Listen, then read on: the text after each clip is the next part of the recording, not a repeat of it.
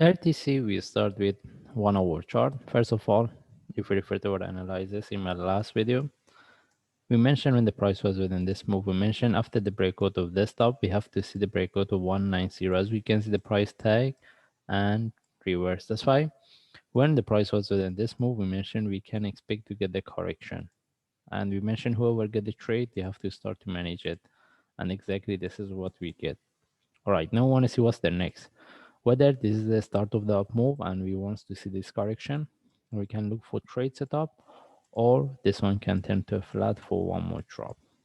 All right, first we will be more interested to look for buy. That means if we get any trade setup for buy, we will take the trade. That's why right now we're looking at this one as a correction relative to this. First of all, we move to daily chart.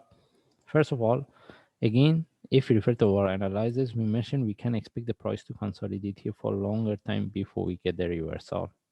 That's why we mentioned whoever get the trade based on lower time frame, they have to start to manage in case this one is turned to a flat for one more drop. That's why we mentioned if you want to look for buy, the only way times you can look for buy if this one turned to a deeper correction relative to this. Now, whether this is a correction for buy or we have a flat for price to drop. In this case, we move to 1 hour chart. We don't have any good trade setup to look for sell. Still, we can expect this one be similar to what we get here. Then that means we can look for sell, but as a short-term sell. All right, and whoever get the sell, they can expect the price to drop to 157, following by 147. It doesn't mean the price cannot break these levels. It can. The reasons I put these levels is if we want to look for buy, we prefer to get at least one more drop. Then we see the flat and how deep it can go. We can expect the price to drop to any of this level. Then any reversal as a short move flag. From there, we can look for buy. All right. That means if we want to look for buy, as I mentioned, we're looking for the flat. We want to see one more drop. And as long as the price haven't break the 147, any trade for buy, we will take the trade. And the target is 215 following by 240. All right, but right now we don't have any trade set up. And again, we want to get one at least one more drop, then any reversal with the short move flag, we can look for buy. If the price is drop, it give us a correction and continuation.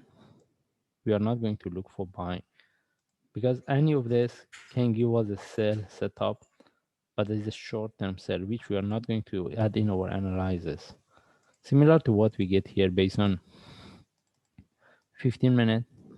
Here, there was a lot of the opportunity to look for buy, but at that time we mentioned we can look for buy. The reason was we confirmed this is the start of the up move.